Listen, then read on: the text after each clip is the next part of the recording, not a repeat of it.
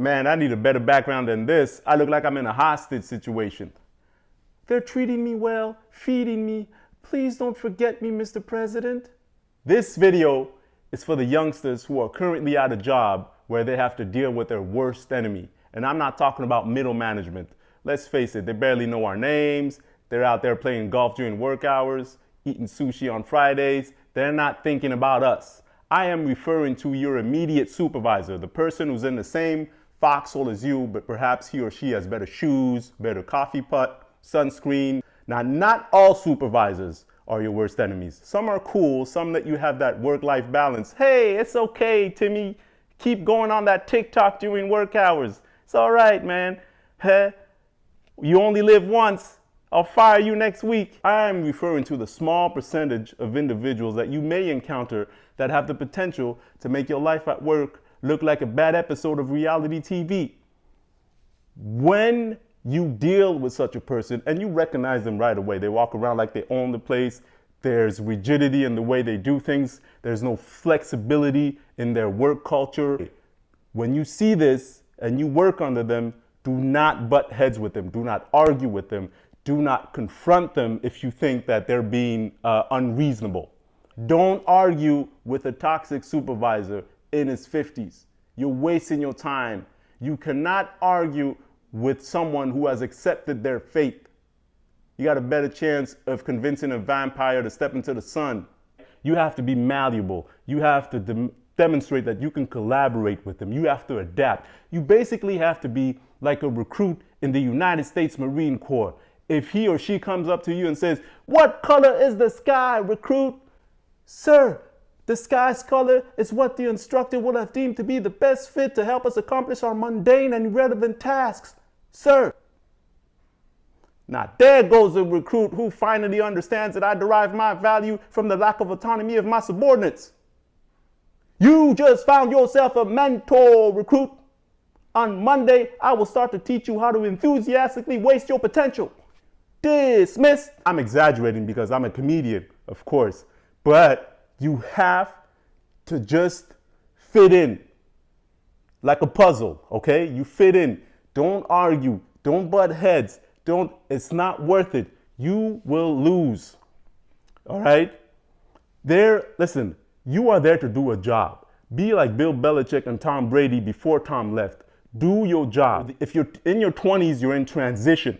You're not at that job for long, all right? When I'm talking about jobs, I'm referring to like retail, customer service jobs, those jobs where you go home and you lie in your bed at night and your eyes are like this. Please shoot me. Those jobs, I'm not talking about careers. It's a little bit more sophisticated. There are a little bit more layers. It requires more engagement. That's different. But the customer service jobs, the retail jobs, entry-level positions that most people in their 20s have, when you meet such a person, you have to be able to work with them, to fit in. You're there for a short period of time. You're there to get a paycheck, gain experience, and then, all right, you're in transition. You're a black guy in a horror movie. Hey, where's Danny? I don't know. He went to the cellar and he never came back. What's that? Think about this for a second. While you wasting your time arguing with somebody like that, okay? If you're 24 and that supervisor is 44 or 54, the older supervisor, if you're 24, 10 years ago, you were 14. Remember when you were 14 and you want to be a DJ and a rapper? Hey, Ma, I'm working on a new album. Shut your trap and eat your vegetables. Remember? Huh? 10 years ago? And that supervisor who was 44 or in his 50s, 10 years ago, he was in his 30s. They're miles ahead in terms of their social interactions at that job. In life, it doesn't mean that they're better than you. It doesn't mean that you're not smart, that you don't have potential. But there is something to be said about occupational IQ, more specifically job-related IQ, job-related intelligence. You can take the best journalist, the Pulitzer Prize winning journalist, and if you put that person in an operating room surrounded by surgeons, he or she is not going to know what to do. Oh, Mr. Patient, listen, Apparently, you're not going to make it. I miss telling the truth. Good luck. This has nothing to do with your potential or your qualities as an individual. In that environment, that toxic supervisor is smarter than you. They have been there longer. They're older than you. They know what to do, what to say. They know why they say a particular phrase to a certain category of customers. They know why they put the boxes there in that particular aisle. They know. Okay? They're a veteran quarterback in the playoffs. They can do that stuff and change the play. If you're new and young, you're in a learning curve. They are already coasting.